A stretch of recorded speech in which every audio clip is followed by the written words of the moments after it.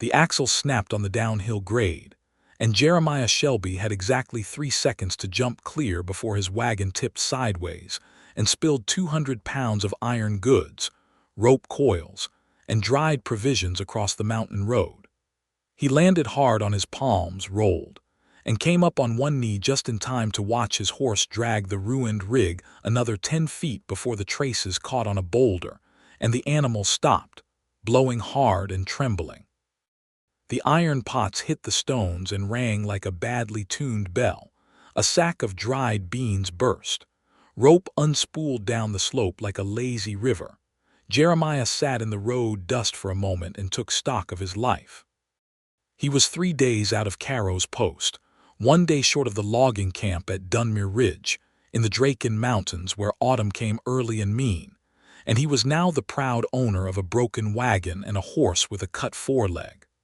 The horse was not badly hurt, but it was hurt enough that he could not ride the animal hard, and the wagon was not going anywhere without a new axle and at least a day of work. He was 31 years old, lean and weathered from years on the road, with dark hair gone a little rough at the collar and the kind of hands that knew every tool in his wagon by feel. He had been a peddler for 8 years, ever since his apprenticeship to old Cass Murdoch ended with Cass in the ground, and the trade wagon passed to Jeremiah as partial payment for 6 years of labor. He knew the back roads between 17 settlements from the coast to the high passes. He knew which innkeepers watered their ale, which ferries charged double for orc passengers, and which mountain grades would kill an unladen horse in winter. He was good at his work, careful with money, and known as fair. He was also entirely alone on a mountain road with a broken wagon and the light going bad. He was on his feet and cataloging the damage when he heard movement in the tree line. Not wind. Not an animal. The specific deliberate quiet of something large choosing not to make noise, which was somehow louder than if it had simply walked. He did not reach for the short sword at his belt, not immediately. He had learned long ago that reaching for weapons was how you started conversations you could not finish. Instead, he stood up straight, turned slowly toward the trees, and waited. She stepped out of the tree line like she had been there long before he arrived, which she probably had. She was orc, tall and broad-shouldered, built like a woman who had spent years doing actual work rather than posing at it. Her skin was the deep green of old moss on north-facing stone, and her lower canines showed just slightly past her lip when she held her mouth in that particular set of studied neutrality she was wearing now. Her dark hair was pulled back in a warrior's braid, tight against her skull, and her eyes were a striking amber gold that caught the last mountain light and held it. She was wearing fitted travel leathers, dark brown, lace close from her ribs to her hips, the bodice tailored to her and not some approximation of her that left bulk where there should be curve. Her arms were bare from the elbow down, showing the bands of ink that marked her forearms in patterns Jeremiah recognized as clan work, though he could not read which clan. A long hunting knife rode at her right hip and a short hatchet at her left. Over one shoulder she carried a pack, and her boots were mountain-made, the kind with double-wrapped soles for scree. She looked at the wreckage of his wagon with an expression that was almost not quite but almost sympathetic. Then she looked at him. "Axel," she said. It was not a question. "Axel," he agreed. She walked closer, unhurried, and crouched beside the wagon where it had tipped, running one hand along the broken shaft with the ease of someone who knew what she was looking for. She did not ask permission. He noticed that.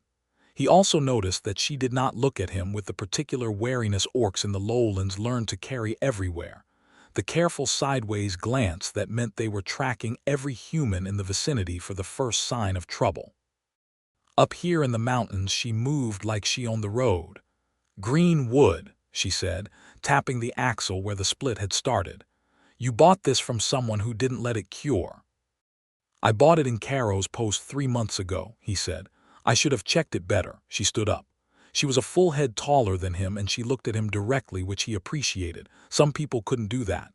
"Where are you headed?" she asked. "Dunmere Ridge, the logging camp." Something shifted in her expression. Not alarm exactly. A tightening around the eyes. Me too, she said, and then she seemed to decide something, and she set her pack down on a boulder and walked around to the horse. Her name, he found out an hour later, was something she offered in pieces. She talked while they worked, and he let her set the pace of it the way he let everyone set the pace on the road, because pushing people for information was how you ended up with a knife in your ribs and no one to miss you. She had come up the South Pass, she said. She had been traveling for 5 days from the Ironhide clan grounds in the foothills. Ironhide, he said, and he was working on the lashing for the improvised sled they were building, because there was no fixing the wagon tonight and the camp was a day's walk. He had been in enough mountains to know that a broken wagon was not a crisis if you were willing to get inventive. She was holding 2 of the poles he'd unlashed from the wagon's side frame, and at the mention of her clan name she went still for just a moment. "You know the Ironhide clan?" she asked. Her voice was carefully even. "I trade through those foothills twice a year," he said. "Clan Ironhide runs the best iron smelting in the southern Draken Range. I've sold their metalwork as far south as Port Callow. Good people." He looked up from his lashing. "Strong reputation." She was looking at him with an expression he could not fully read, and he had gotten reasonably good at reading people. "Most traders from the lowlands just see Orc clan grounds and find a different road," she said. "Those traders are losing money," he said simply, and went back to his lashing. She was quiet for a while, and when she spoke again she said, "I am Lash. Jeremiah Shelby," he said, "peddler 8 years, currently the owner of a very broken wagon." She almost smiled. He could tell because the corners of her eyes changed even though her mouth stayed mostly neutral. He stored that away without making a thing of it. They built the sled from 2 of the wagon's side planks and the frame poles, lashed to be dragged by the horse.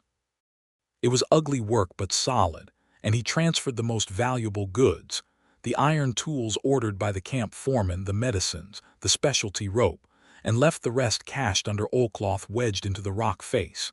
He marked the location in his ledger by 3 landmarks and would come back with a replacement wagon. He had done more complicated retrievals. The light was gone by the time they were done, and there was no sensible option but to camp where they were. He had a camp kit in the cached goods. He made fire.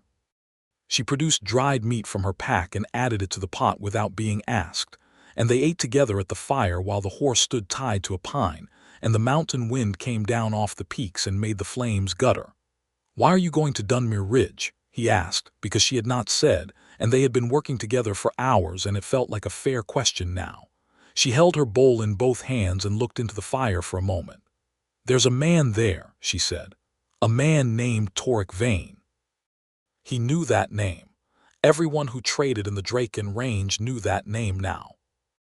Torek Vane had shown up at Dunmere Ridge Camp 6 months ago with papers claiming he was the rightful heir to the camp operation, which was worth a considerable sum. Dunmere Ridge had 3 producing ore veins and a thriving lumber concession, and the men who worked it had built something real over 2 decades. The previous operator, a man named Aldous Gremp, had died of a lung fever in the spring. His daughter, Marin Gremp, had been running the camp since. And then Torek Vane arrived with papers and money and 4 armed men and a land agent from the capital. And suddenly, Marin Gremp was living in the equipment shed, and 140 workers were uncertain whether they had a home. "What does Torek Vane have to do with the Ironhide clan?" Jeremiah asked. "Vane is claiming that Aldous Gremp owed debts to the Ironhide clan," Lash said. "He is claiming those debts are part of his inheritance of the camp's liabilities. He has sent letters to the clan requiring payment in labor, orc labor, 10 clan members to work the camp under contract for 3 years. Jeremiah put his bowl down and looked at her. "Debt-bonded labor," he said. "Yes." "That's illegal in 4 of the 5 Highland provinces." "Yes," she said again. "It is also illegal in all of them under the Mountain Compact of 60 years ago." But the land agent is from the capital, and the magistrate in the nearest town, Holderbrook, is a man named Cass Fiend who was at school with Torek Vane's father. She finally looked up from the fire and met his eyes. The clan elders sent me to Dunmere Ridge to assess the situation before deciding how to respond. Alone, he said. I am not easily stopped, she said, and there was no brag in it. It was simply true, and they both knew it. He thought about what she'd said. He thought about Dunmere Ridge and the people there. He had traded at that camp 4 times and knew names, new faces, knew that Maren Gremp was 24 and had her father's eyes, and had pulled the camp through a bad winter 2 years ago through sheer organizational force. He thought about 140 workers who had built a life in the mountains being under the thumb of a man with borrowed papers and bought officials. He also thought about what it meant that Torek Vane had specifically targeted an orc clan. Because that was not random. Debt-bonded orc labor was technically illegal, but the enforcement was spotty, the courts were slow, and public sentiment in the lowlands ran old and ugly. It was the kind of scheme that could work for years before anyone with actual authority got around to unwinding it. I need to get to the camp, Jeremiah said. She looked at him. I have a standing supply contract with Dunmere Ridge, he said. I have been delivering to that camp for 4 years. I know the foreman, I know the workers. And I know every road in these mountains. He looked at her steadily. You are assessing the situation. I can get you inside that camp without anyone knowing you're coming. A long silence. The fire popped. Wind moved through the pines above them. You want nothing from this, she said. It was not quite a question. I want Maren Gremp to still be running her father's camp when I deliver goods there in the spring, he said. And I want Torek Vane's scheme to come apart in a way that sticks. The Ironhide clan's situation is part of that. He paused. And I confess I also find that I don't much want to walk into that camp alone. That surprised her, he could tell. She had probably expected him to say he was doing it out of some noble principle, or to pretend the self-interest wasn't there. You are honest, she said. It saves time, he said. She looked at the fire again for a long moment, and then she looked at him, and something settled in her expression. Not trust exactly, not yet, but a decision. We will go together, she said. They broke camp before dawn and walked the mountain road as the light came up, the horse pulling the improvised sled behind them and both of them walking beside it. She set a pace that was brisk, and he matched it without complaint, because he had walked mountain roads for years and was better at it than he looked. She noticed that too. He could tell because she stopped checking to see if he was keeping up by about the 3rd hour. The camp at Dunmere Ridge appeared in the early afternoon, emerging from the tree line as a long arrangement of timber buildings, ore sheds, a cookhouse, a central yard that served as market and gathering space, and the cluster of smaller structures where the workers lived. The camp had its own particular smell, sawdust and iron and wood smoke, and the specific cold, sweet air of mountain altitude, and Jeremiah knew it like he knew his own wagon. What was different was the feeling of it. He had been to camps that were running hot, running scared, running uncertain, and this one was the last of those.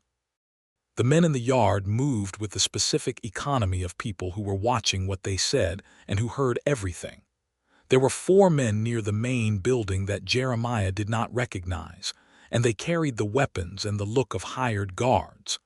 And there was Maren Gremp, crossing the yard with a ledger under her arm, looking like she had not slept well in several weeks.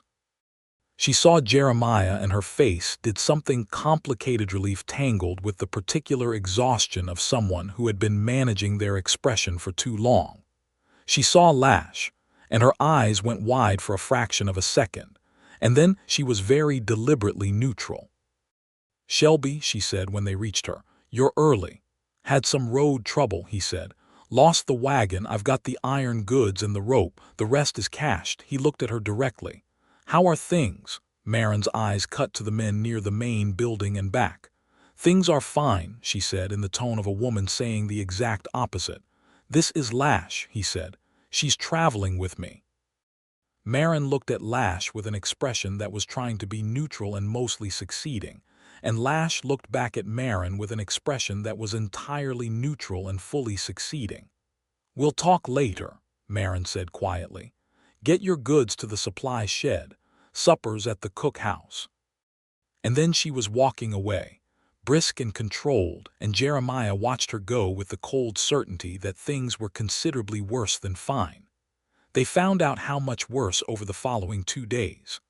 Torek Vane had arrived at Dunmere Ridge 3 months ago. Not 6. The timeline Jeremiah had heard in the lower towns had been wrong or deliberately blurred. He had come with a land agent, 2 lawyers from the capital, and 4 hired men, and he had presented papers that looked, on the surface, entirely legitimate. The papers claimed that Aldous Gremp had borrowed heavily from a merchant consortium in the capital to fund the camp's expansion 5 years ago, that the consortium had sold the debt to Vane's family, and that Vane was now calling the debt, all of which would have been ordinary if it had stopped there. But the second set of papers was the uglier business. Vane claimed that Aldous Gremp had additionally borrowed from the Ironhide clan, a debt denominated not in coin, but in a labor agreement, the traditional Orc practice of debt bond that had been formally illegal for 60 years under the Mountain Compact, but which older clan records sometimes still use the language of, because the clans had their own ways of recording obligation that predated the compact. Someone had found one of those old records, or more likely manufactured one, and Vane was using it as leverage in 2 directions at once. Against the camp workers, who he was threatening to expose to clan retaliation if they didn't accept his authority, and against the Ironhide clan, who he was claiming owed him those promised labor workers because the debt had transferred with Gremp's estate. It was a scheme that required everyone to be too frightened to compare notes. Jeremiah figured this out because he had been delivering goods to camps and settlements for 8 years, and had heard every variety of financial fraud that the mountain provinces could produce, and because Marin Gremp trusted him enough to show him the papers, which she did on the second night in the cramped storage room that had become her effective office since Vane had taken the main building. Lash sat across from Jeremiah in the lamplight and read the papers with the focused attention of someone who had been sent here specifically to understand this, and when she finished, she set them down and looked at him. "The labor agreement document," she said. "It's a forgery. How do you know?" Marin asked. "Because I am the keeper of the Ironhide clan records," Lash said, and there was something in her voice that Jeremiah had not heard before, a formal weight, a gravity. "I have read every agreement, contract, and debt record the clan has kept for 30 years. There is no agreement with Aldous Gremp. There never was. The document format is wrong.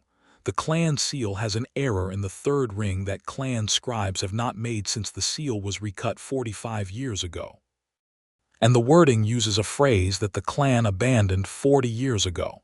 She tapped the paper. This was made by someone who had access to an old clan document to copy from but did not understand what they were copying. Marin sat back in her chair and closed her eyes for a moment. "Can you prove that?" Jeremiah asked Lash. "I can write a formal declaration and sign it with the current clan seal," she said, "which I carry." She met his eyes.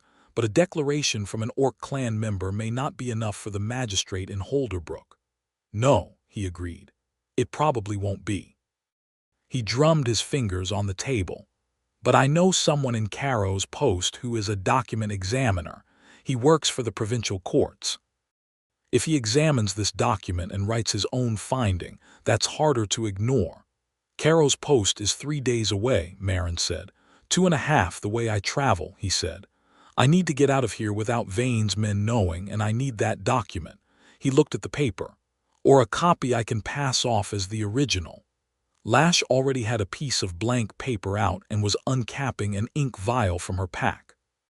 She looked at the forged document for a moment with the complete attention of a woman who worked with records professionally, and then she began to copy it, line by line, with a steady hand and a speed that was almost startling. It took her 40 minutes to produce a copy that Jeremiah, holding it beside the original, could not meaningfully distinguish from. She had even reproduced the small error in the clan seal, the wrong ring spacing that was the tell. "You are very good at that," he said. "Clan record keeper," she said. "I copy documents all day." He almost laughed.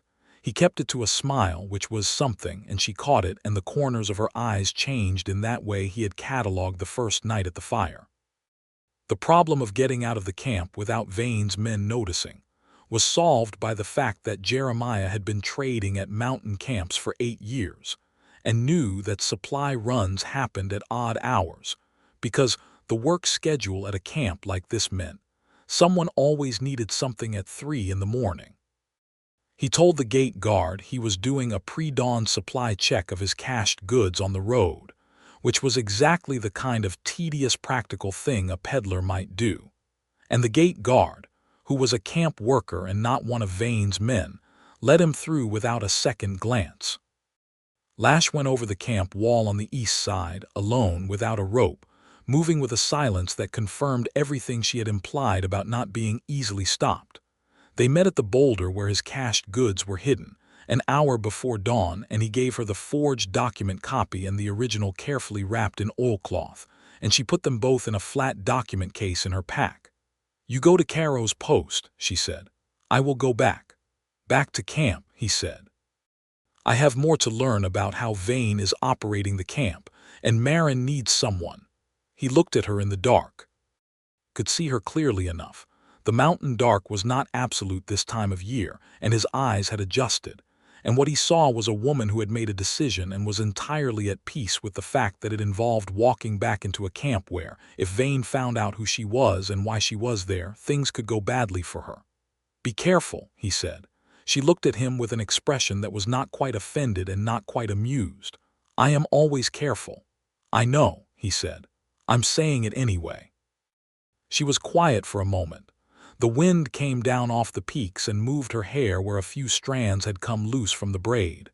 "Go fast, Jeremiah Shelby," she said. "Come back whole, Lash Ironhide," he said. He moved off down the mountain road with the horse and the sled, and he did not look back, because looking back was how you tripped on mountain roads and also how you made promises you couldn't keep. But he listened until he could no longer hear her footsteps, and then he listened a little longer, and then there was only the road and the wind and the work to be done. He made Caro's post in 2 days and a night of hard travel, stopping only when the horse needed rest, sleeping in 3-hour intervals against boulders with his pack for a pillow. He ate cold food from the cache and drank from mountain streams, and did not think too much about how things might be going at Dunmere Ridge. He found the document examiner, a narrow-faced man named Holt Creed who smelled of ink and lived in a house that was more paper than walls, and he put the forged document and the original on Creed's examination table and told him what he needed and why. Creed was the kind of man who loved a puzzle more than he loved comfort, and he had the forged document under his lens within 5 minutes and his first preliminary finding written within the hour. "This is unambiguously not what it claims to be," Creed said. "The seal error alone would do it, but there are also anachronistic word forms in the 2nd and 4th clauses, and the paper itself," he pressed it between his fingers, "has a pressing consistency that became standard in the capital mills only within the last 15 years. The agreement it purports to be is 40 years old. Will you write that up formally, for the provincial court?" "I will write it up tonight," Creed said. "I will also write a letter to Magistrate Dunhill in Vethport, because Dunhill actually cares about document fraud and Holderbrook's magistrate is a Cass fiend, who is something worse than incompetent." Jeremiah had not known about Magistrate Dunhill, but he recognized the kind of help that arrived from unexpected directions, and he took it with both hands. He spent one night in Caro's post and was on the road at first light with Creed's formal finding, Creed's letter to Dunhill, and the original forged document, all wrapped in the best oilcloth he had in his supplies. He also sent a rider, a young man he knew from previous trips who worked the postal route south to Vethport, with a copy of Creed's letter and a brief note of his own explaining the situation. He paid the rider double. The rider left at a gallop. Then Jeremiah turned the horse back toward the Draken Range and went up the mountain road at the fastest pace the animal could sustain. He was 2 hours from Dunmere Ridge when he heard the noise. It was not subtle. It was the sound of a crowd in a confined space, many voices running together in that particular ugly register that meant things had gone past talking. He pushed the horse faster up the last grade, through the tree line, and came out into the camp yard at a run. The crowd was in the yard. All of it or most of it. 140 workers was a lot of people in a space that was not built for assembly, and they were pressed together in a rough circle, and in the middle of that circle was Lash. She was standing alone in the center of the yard with her back to the main building steps, and she was holding herself with absolute stillness, and her hand was not on either weapon but was very close to the hatchet at her left hip. Her amber eyes were moving constantly, reading the crowd the way a soldier reads terrain. On the steps behind her stood Torek Vane. Vane was not what Jeremiah had imagined from the description. He was not large or dramatically villainous. He was perhaps 40, with the kind of unremarkable face that forgot itself the moment you looked away, dressed in the clothes of a prosperous lowlands merchant. He was addressing the crowd with the particular confidence of a man who had bought enough of the people around him to feel safe. Was found going through the office papers, Vane was saying, his voice carrying clearly in the cold mountain air. An orc alone in this camp, with access to our confidential documents. I think we all know what that means. The clans have been challenging this camp's rights for years, and now they send someone here to. She has been here 4 days, Marin's voice cut through. Marin was at the edge of the crowd, not yet pushing through it but her voice sharp.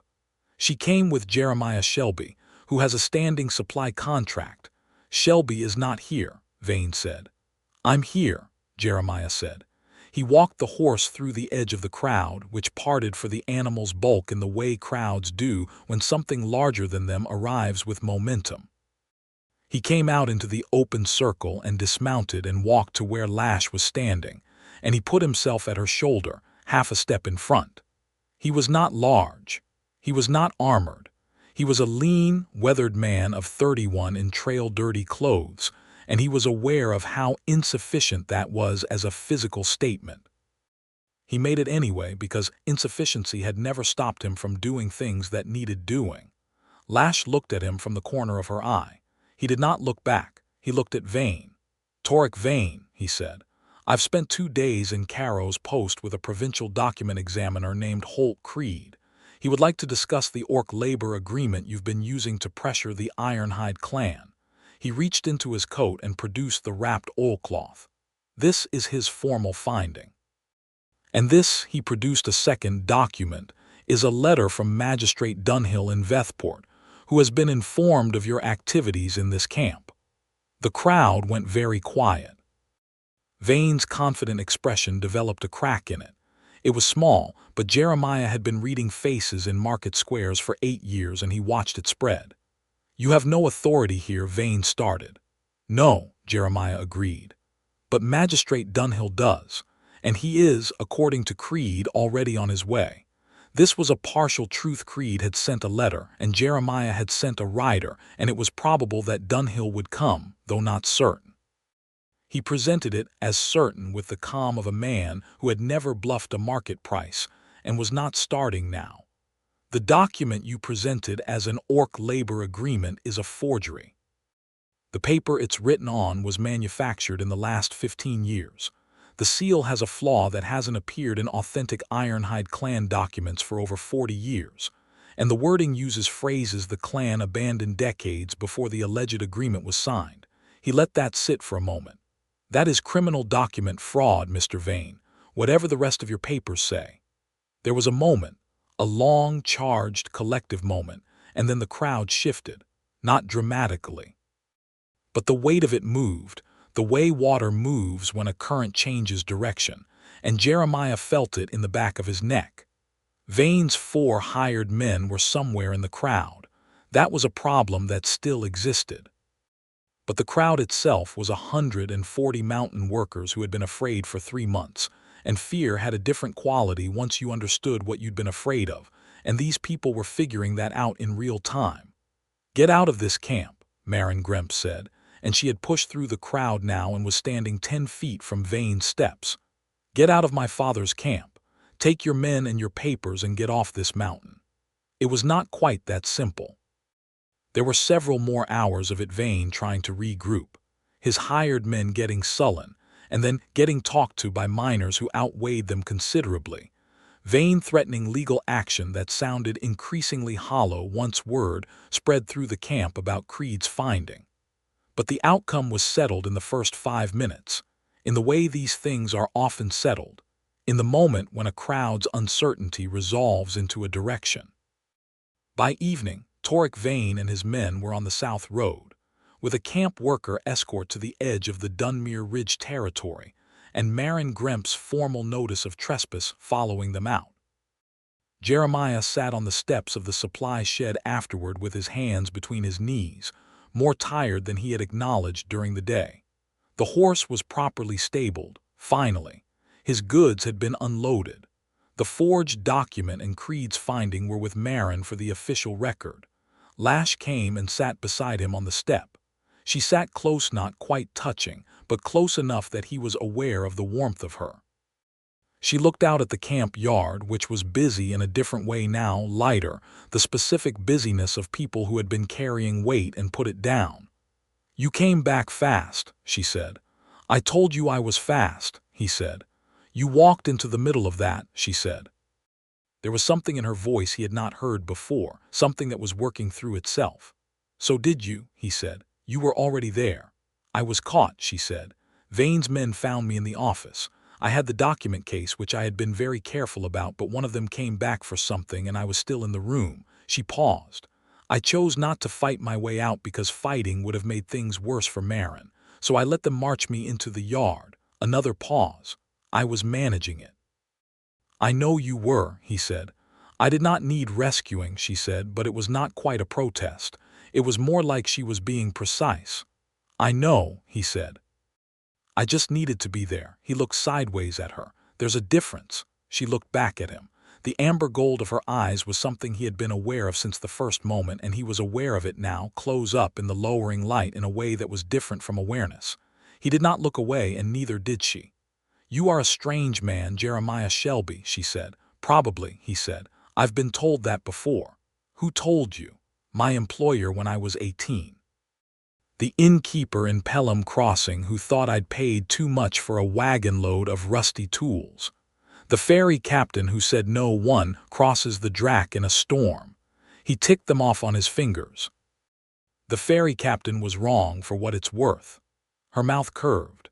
Not almost this time, an actual curve with teeth showing slightly, the first real smile he had gotten from her, and it was worth considerably more than the ferry captain's opinion. They ate supper at the cookhouse with the rest of the camp, and the mood was something between celebration and exhausted relief. Marin Gremp sat with them and talked for a long time, quietly, about her father and the camp, and the 3 months she had spent trying to hold everything together while Vane dismantled it. She talked to Lash directly, without the sideways hesitation that had been there at first, with the particular frankness of people who have been through something together.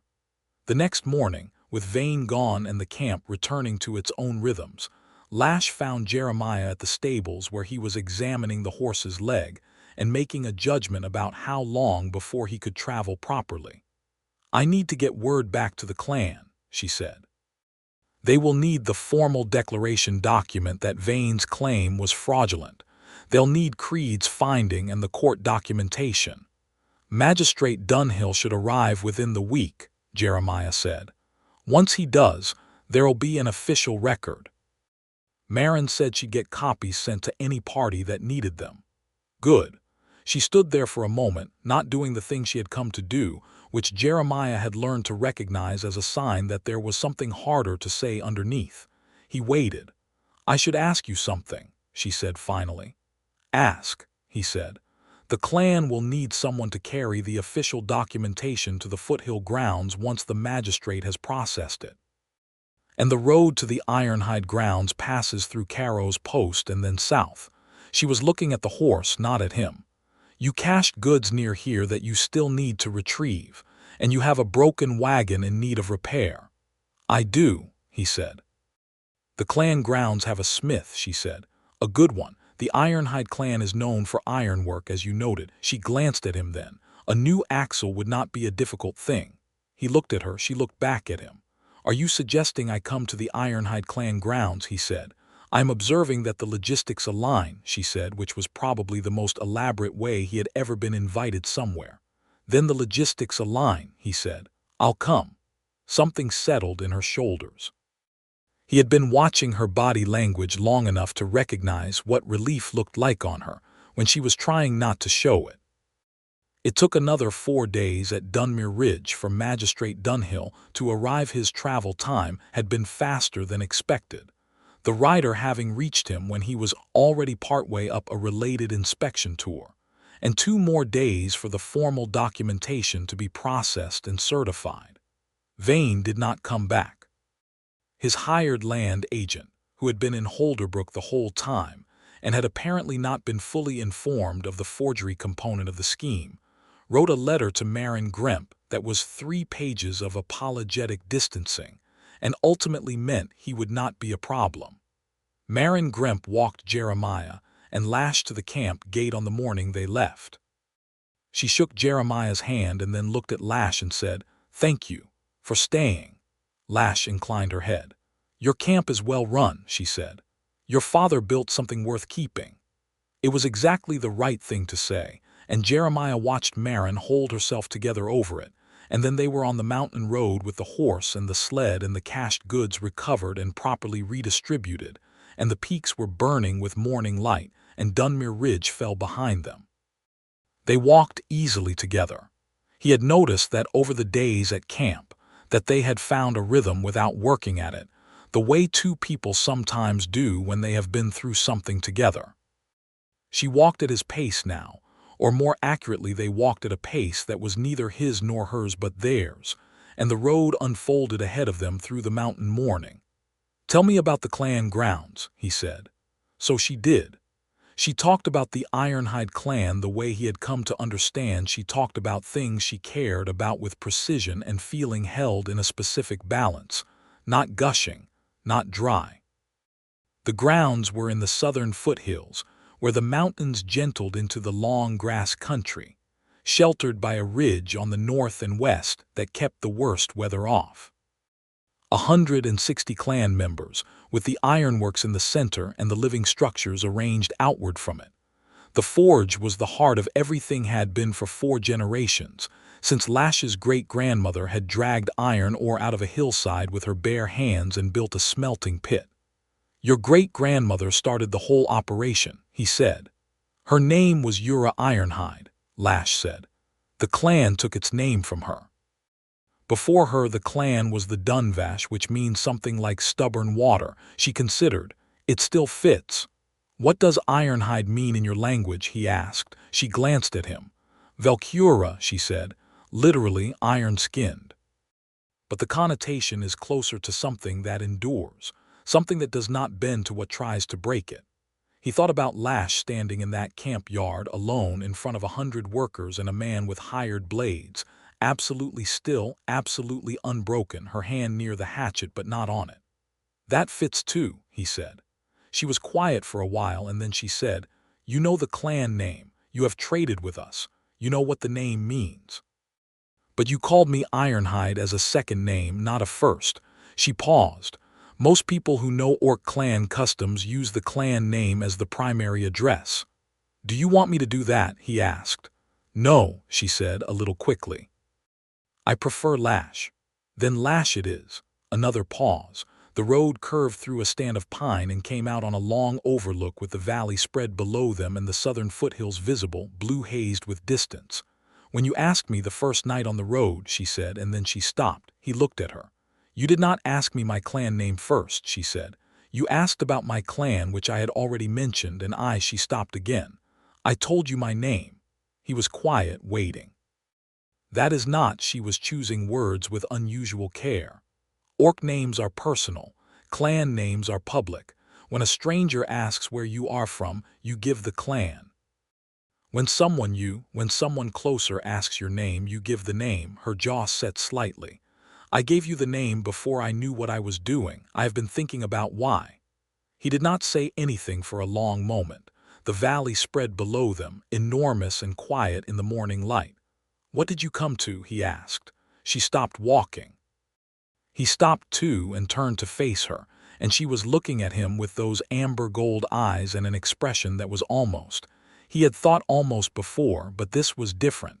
An expression that was open in a way her face had not been before. "I do not know you well," she said. "We have been traveling together for less than 2 weeks." 10 days, he said. 10 days, she agreed. "And you are not what I expected from a human trader on a mountain road." She said it plainly without softening or apology. "Most people I encounter treat me like something to be cautious of, or they treat me like something to be impressed by, which is a different problem." She paused. "You treated me like someone to work alongside." "That's what you were," he said. "Yes," she said. "And I gave you my name without thinking, which I have not done with anyone." She stopped. "In a long time, and I do not think it was an accident." The mountain wind came through and moved the loose strands of her hair, and she was looking at him with such direct and unguarded honesty that something in his chest did a thing it had not done in longer than he could easily measure. He took one step closer to her. Not crowding, he had good instincts about space, always had just closing the gap by a measure that changed what kind of conversation they were having. "Lash," he said. "Yes," she said, and the word meant several things at once. He raised his hand slowly, so she could see it moving, and touched the back of her hand with his fingers. Her hand was rough and warm and large, and her fingers curled slightly around his almost immediately, not grasping, just acknowledging. "I think I gave you something too," he said, "when I said I didn't want to walk into that camp alone. I don't usually admit that kind of thing." "No," she said, "I noticed. So maybe we're even."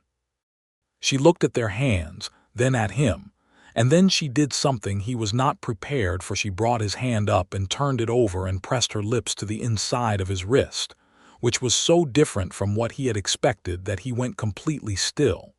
It was not a kiss on the mouth. It was something more deliberate, something he had the sense was specific, a gesture with weight to it. She looked up at him.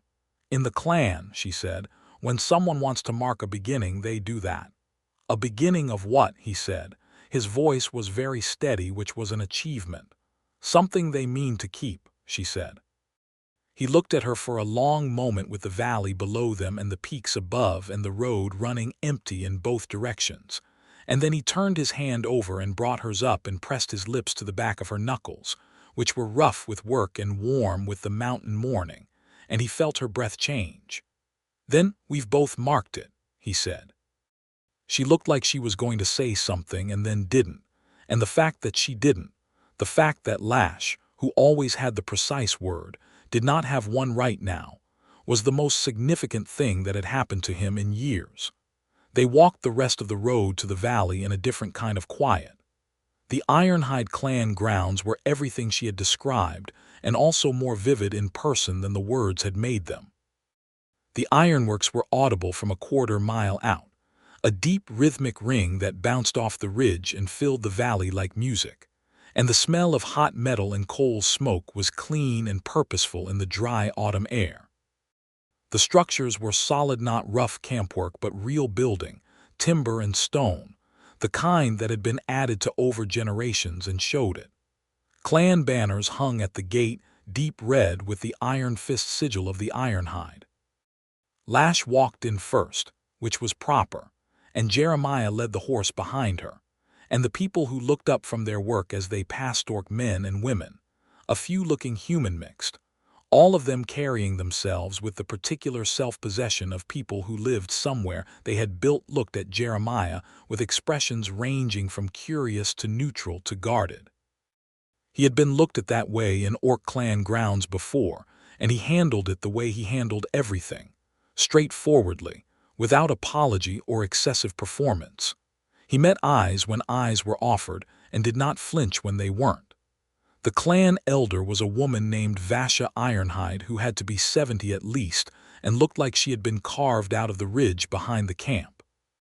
She was shorter than Lash by nearly a head, and she sat in a carved chair in the clan hall, and she looked at Jeremiah with the most focused and unreadable examination he had ever received from anyone. He stood straight and let her look. "You went to Dunmere Ridge," Vasha said at last. "Not to Jeremiah, to Lash." "I did," Lash said, "and you brought a human back." "I brought the man who helped break Vane's scheme," Lash said, "and the official documentation that clears the clan of any obligation under the fraudulent agreement, and a formal finding from a provincial document examiner confirming the forgery." Vasha looked at Jeremiah again. "You are Shelby." "Jeremiah Shelby," he said, "peddler and trader. I have bought Ironhide ironwork for 8 years." "I know what you buy," she said. "I know who you are. Your name has come to us from the smiths in Carrow's Post as someone honest." She studied him. "Why did you help?" "Because the scheme was wrong and I had the tools to help dismantle it," he said. "And because Lash needed someone who knew the roads and the camp." Vasha's eyes moved to Lash and back. Something passed across the elder's face that Jeremiah could not read. "Stay," Vasha said, and it was clearly addressed to him. "A few days at least. Our smith will look at your wagon situation." It was not quite a welcome, but it was not a dismissal, and he had learned to recognize the difference. He stayed. The few days became a week. The wagon required more work than a simple new axle. The frame had been stressed by the tip, and the smith, a broad-shouldered clan member named Devrak who communicated primarily in grunts and held iron components up to the light like they were telling him secrets, wanted to replace 3 additional structural pieces. Jeremiah let him, because Devrak was clearly right, and also because he was not ready to leave. He was not ready to leave because of Lash. She was different at the clan grounds. Not lesser, not diminished, or softened, but more fully herself in the way that people are when they are somewhere they belong. She moved with certainty through the grounds, and people came to her with questions, and she answered them and made decisions, and revised the records and translated for the elder and was, he came to understand, the operational center of a great deal of what the clan did. She was 28 years old and she had been clan record keeper since 23, and she worked with a focused intensity that made the day disappear. She also found him every evening, not always to talk. Sometimes they just sat together at the fire outside the hall, and the quiet between them was the specific quiet of 2 people who did not need to fill it. He told her about the roads and the settlements and the 8 years of traveling, and she listened in the way she did everything with full attention, no performance. He told her about Cass Murdoch and inheriting the wagon, about the loneliness of the road that he had learned to make peace with because he couldn't fix it. She told him about the clan records and what it meant to be the person who kept the story of a people, and about her mother who had died 3 years ago and left a gap in the clan that was still a gap. One evening, 8 days in, she brought him to the forge after hours, when the fires were banked and the space was warm and dim and smelled of iron and coal. She showed him the original records, the actual documents, the ones her great-grandmother had started, bound in leather that was old and soft and dark with handling. She ran her finger along the first page of Uriah Ironhide's own writing, which was large and irregular and full of passion, the handwriting of someone who had taught themselves because the need was urgent. She could not read when she started the clan, Lash said. She taught herself because she said she refused to let the clan story depend on anyone else's memory. She traced the letters without touching, hands above the page. "My mother taught me from this book." He looked at the page and then at her face in the banked glow of the forge and felt something settle in him, deep and certain, the kind of certainty he rarely had because his life ran on the contingency of roads and weather and markets. "Lash," he said. She turned her face to him. He kissed her. Not tentatively. He had used up his tentative in 10 days of proximity and the moment on the overlook and every evening at the fire. He kissed her with intention, with the honest directness that was, he supposed, his defining quality, and after one brief second of her going very still, she kissed him back with a heat and thoroughness that rearranged his understanding of several things. She was taller than him and broader in the shoulder, and she pulled him in with a certainty that was specifically Lash, no hesitation, no performance, just the straightforward declaration of what she wanted. Her hands were in his hair and his hands were on her waist, and the forge was warm around them, and somewhere in the middle of it, she made a sound that was low and satisfied and claiming, and he understood what she had meant by the word mark. When they finally broke apart, she looked at him with the amber gold eyes at close range, very close, and her expression had the quality of someone who had figured out the answer to a problem they'd been working on. "I should tell you something," she said. "Tell me," he said. His voice was rough. "When I gave you my name on the road," she said, "on the first night, you asked about my clan. I said I am Lash when I should have said I am of the Ironhide. I knew the moment I said it that I had done the wrong thing by clan custom. She stopped. I was startled by myself." He looked at her. "You already wanted to," he said. She was quiet for a moment. Then, "Yes." She said it the way she said everything, true, simply, without flinching. "I gave you the name the way you give someone something before you know you are going to give it. And then I spent 10 days trying to decide what it meant." "What did you decide?" he said. "That it was correct," she said. "That you were the right person to have it." He felt that in his sternum, a long, low impact, the kind of thing that changed the topography of a person. "I'm going to keep coming back to these grounds," he said. "On my trade routes, you know I will." "I know," she said. "And I am going to be difficult to get rid of," he said. "I am aware," she said, and the corners of her eyes changed in the way he loved. He reached up and touched her face, the line of her jaw, the tusk that showed at her lower lip, tracing it with the same care he'd give something valuable. She held very still and watched him do it. "Lash Ironhide," he said. "I am very glad you gave me your name." "So am I," she said. "Jeremiah Shelby." Outside, the autumn evening was going gold over the ridge, and somewhere in the forge complex Devrak was doing whatever smiths do when the day's work was done, and the clan grounds were alive with the sound of supper and voices, and the ordinary beauty of 160 people who had built something and were keeping it. He stayed another week, and in that week he learned the clan grounds the way he learned every place he traded, systematically, with genuine interest, and the clan learned him. There was resistance, or something more like wariness, from a handful of clan members who saw a human man attached to Lash and found the combination unsettling.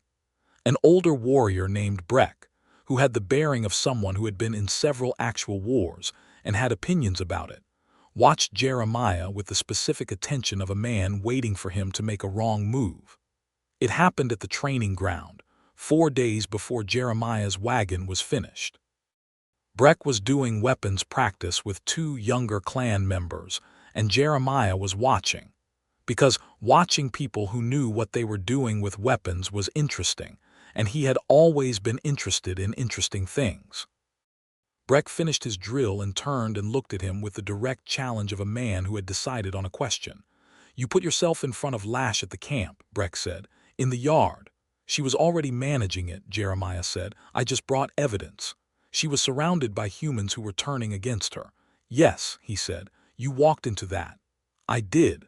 Breck looked at him for a long moment with the measuring eyes of a warrior. "Why?" Jeremiah thought about several answers and chose the simplest. "Because she was there and it was wrong and she needed someone at her shoulder." Another long pause. "She is the clan record keeper," Breck said. "She is the memory of our people." "Do you understand what that means?" "I'm beginning to," Jeremiah said. "If you are in her life, you are near the most important thing the clan has," Breck said. "We do not give that trust easily." "I wouldn't respect you if you did," Jeremiah said. Something shifted in Breck's expression. Not warmth exactly, he was not a warm man, but a recalculation. "You will not stay," Breck said. "You are a road trader, you move." "I always come back," Jeremiah said. "I have been coming back to every place I trade for 8 years. I do not abandon my contracts." He looked at Breck. "I would not abandon her." The older warrior held his gaze for a long time. Then he nodded once with the economy of a man who used gesture the way other people use speeches. That evening, Lash found him at the fire and sat close, closer than before now that they were not pretending to themselves about what was happening, and she put her shoulder against his and said, "Breck spoke to you." "He did," Jeremiah said. "What did he say?" "That you are the memory of the clan and not to be careless with." She was quiet for a moment. "And I told him I always come back," he said. He paused, "and I told him I wouldn't abandon you." He felt the quality of her stillness change. She turned her head and looked at him from close range, and in the firelight her amber eyes were the color of old bronze, and she looked at him with the openness she had been learning to let him see. "That was the right thing to say," she said. "I know," he said. "I meant it." She leaned her head against his then, her forehead to his temple, and they stayed like that while the fire burned down and the clan grounds settled into evening, and it was so simply perfect that he was almost afraid to move in case it ended. He did not move. It did not end. Magistrate Dunhill's official processing of the Dunmere Ridge fraud took 3 weeks from the day Jeremiah had brought the documents. The magistrate sent copies to all relevant parties, including the Ironhide clan, as promised. The copies arrived while Jeremiah was still at the grounds, and Lash read them at the clan hall table with Vasha at her shoulder and Jeremiah across from her. And when she looked up, her expression held the specific satisfaction of a problem fully closed. "Vane's claim is formally nullified," she said. "The provincial court has sent notice that he will face charges of document fraud when he returns to the capital." She set the letter down. "It is done." Vasha looked at Jeremiah. "The clan owes you a debt," the elder said. It was not a formal declaration, not the kind with ceremony, but it had weight. "The logistics aligned," Jeremiah said, which made Lash make a sound that might have been a laugh quickly subdued. Vasha looked between them with the long, clear gaze of a woman who had watched people for 70 years and missed very little. "The smith says your wagon will be finished tomorrow," Vasha said. "Yes," Jeremiah said. "And your trade routes go south and west. Through the foothills," he said, "and up into the highlands twice a year." "Through the highlands," Vasha said, and something in her voice was deliberate. "The highland route passes the Dunmere Ridge Road." "It does," he said. "And the highland route also brings you back through this valley." He looked at her. She looked back at him with complete composure. "Yes," he said, "it does." Vasha made a sound that was the elder's version of the noise Lash had made, satisfaction contained in a small space, and pushed herself up from the carved chair. "Good," she said, and walked out of the hall with the certainty of someone who had concluded a transaction to her satisfaction. Jeremiah looked at Lash. Lash was looking at the closed door with an expression that was working very hard not to be amused. "Did she just?" he said. "Yes," Lash said. "She approved the logistics." "She approved considerably more than the logistics," Lash said, and now the amusement was visible. "She approved you, in her way."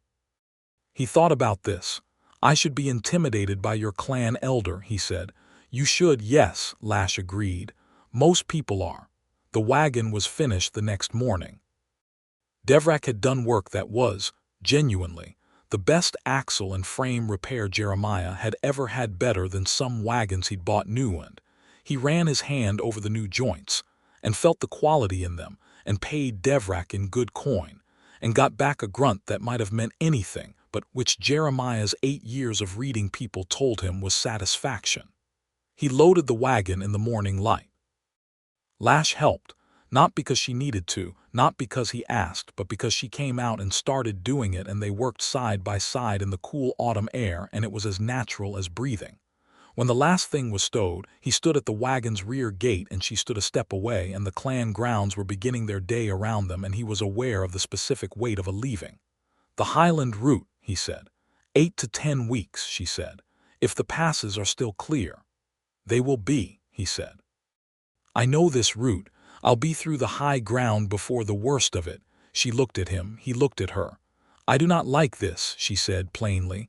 "I want to note that." "I know," he said. "I don't like it either."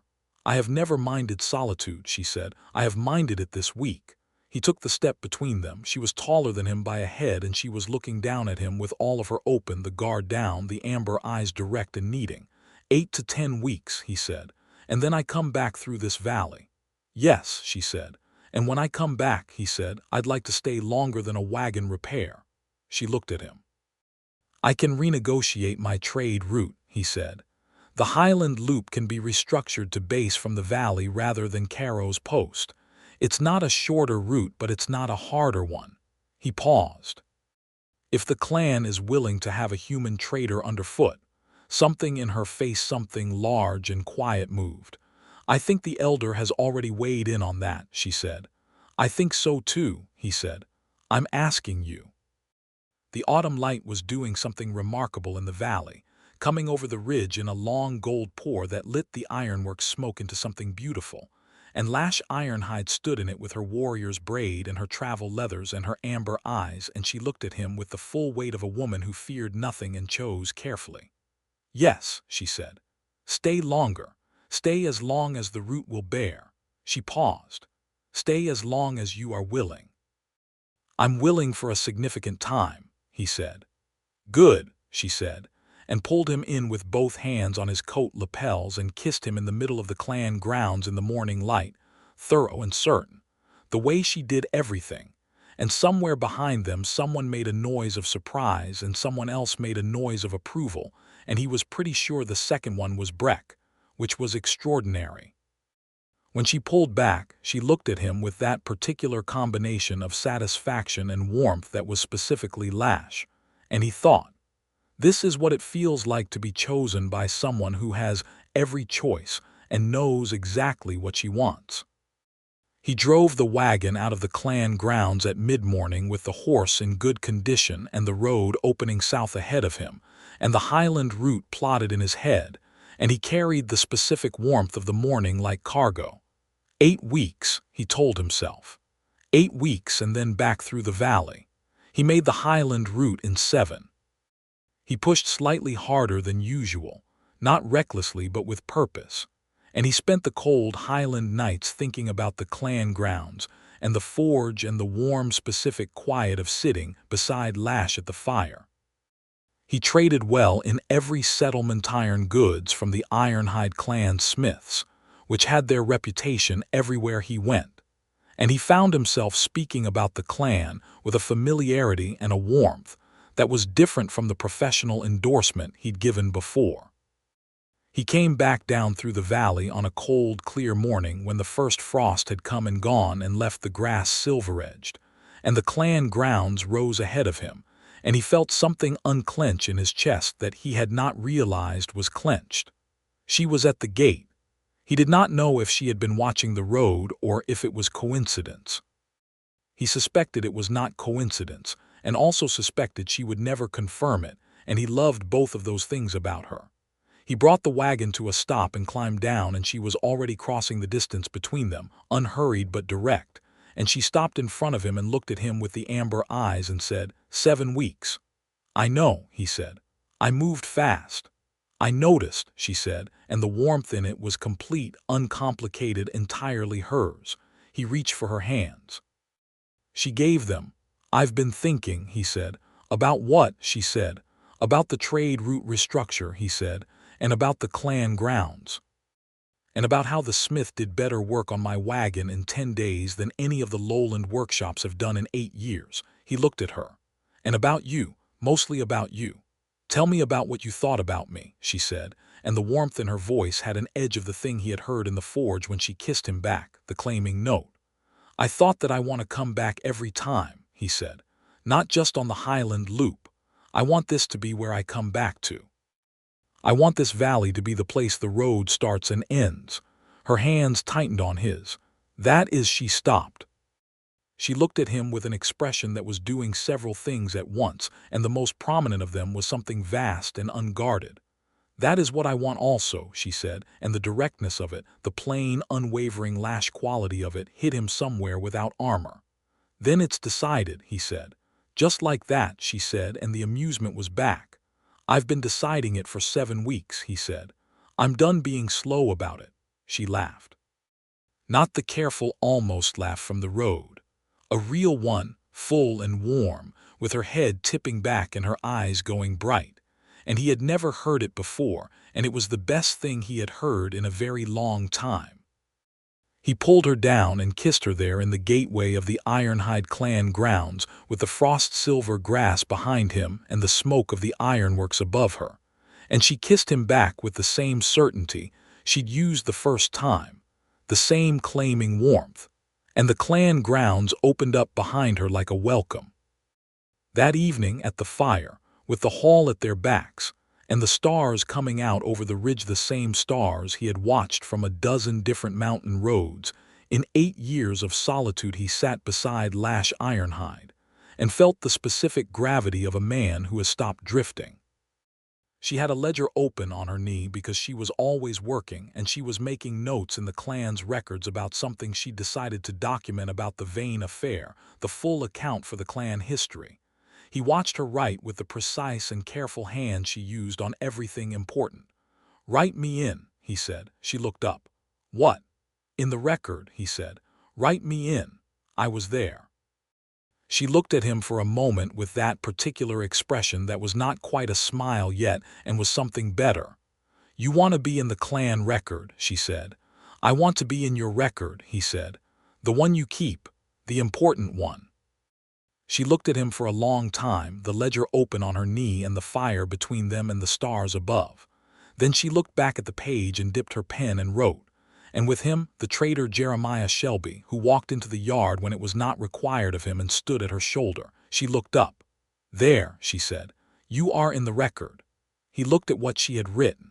She had written it in the same script as the rest, careful and precise and permanent. He felt it land in him the way things land when they are exactly right, quietly, without fanfare, like the last piece of a map fitting into place. There was one more thing that needed doing.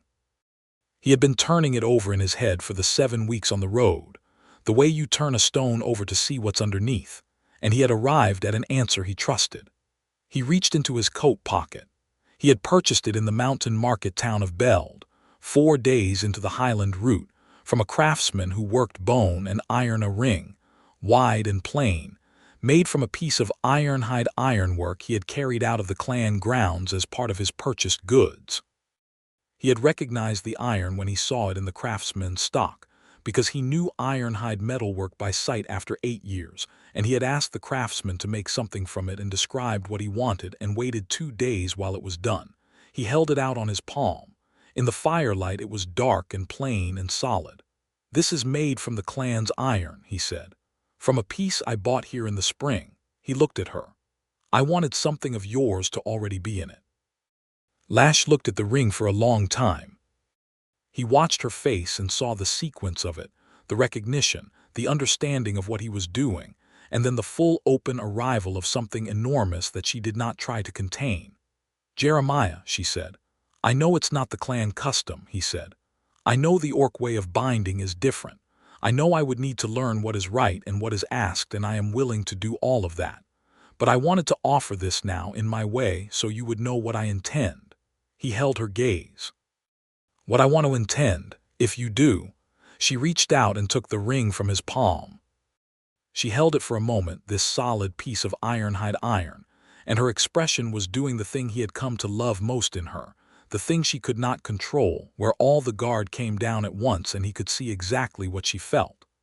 "The orc way of binding," she said, "begins with a declaration made at a threshold." She paused. "A doorway, a gate, a meaningful passage between outside and in."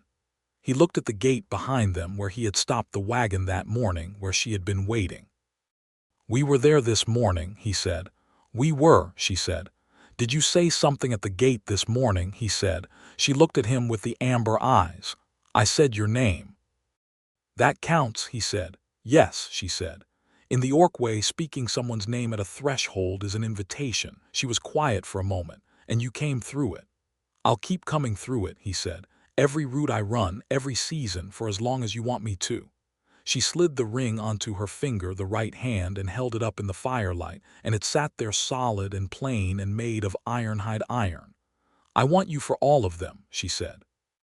Then she reached into the collar of her leathers and drew out a cord that had been around her neck, a piece of braided iron wire with a small pendant on it, a flat piece of iron stamped with the clan's sigil, the mark that clan keepers wore.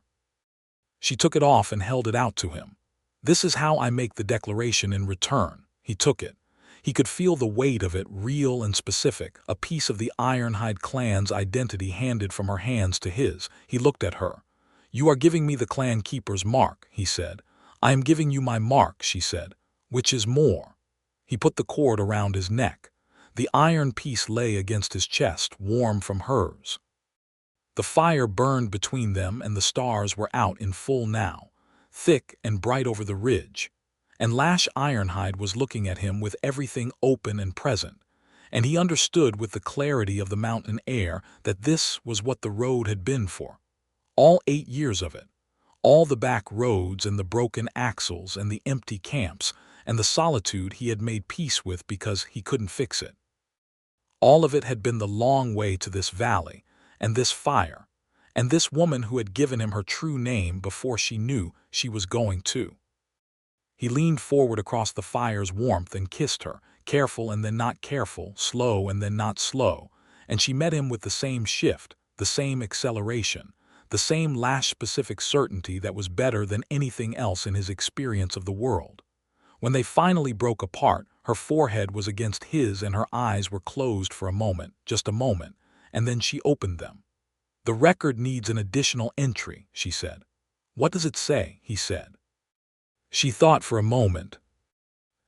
"It says that the clan keeper Lash Ironhide bound herself at the gate to the trader Jeremiah Shelby, who carries Ironhide iron at his chest, and whose name she gave freely on a mountain road before she understood why, and who turned out to be exactly the reason." He was quiet for a moment. The fire popped. The stars burned above the ridge. Inside the clan hall, someone was playing a low instrument he had not been able to identify, a drone string thing that was somewhere between music and weather. "That's a good record," he said. "I keep good records," she said. He laughed, real and full, and she smiled. The real smile, the one he had first seen on the road, with all her teeth and the amber eyes going warm. And the Ironhide clan grounds were alive around them. The ironworks banked for the night and the structures lit from within, and the ridge standing dark and sure against the stars. He had spent 8 years learning every back road in 17 settlements. He had learned which grades killed horses and which innkeepers were honest, and which clans made the best ironwork in the southern Draken Range. He had learned to travel light and work hard and come back from whatever the road handed him. He had not known, until now, that what he had been carrying all that time was the capacity for this, for sitting at a fire in a valley. He had made his home with a woman who had chosen him precisely and without apology, who had given him her name at a mountain roadside before she knew she was going to, and who had looked at him, every day since, with the full and unguarded knowing of someone who had decided. She reached over and took his hand in hers, the way she had on the overlook, fingers curling around his, not grasping, just present. He held on. The valley held them both, and the fire burned warm, and the record would say, in the careful hand of the clan keeper, that this was where it had always been going, from the broken axle on the mountain road to the name given freely to the threshold crossed, and the declarations made, and the iron worn and the kiss sealed over the gate of the Ironhide clan grounds on a frost-clear autumn night, with the stars very bright and the smoke of the ironworks rising straight and true into the mountain air. And neither of them alone.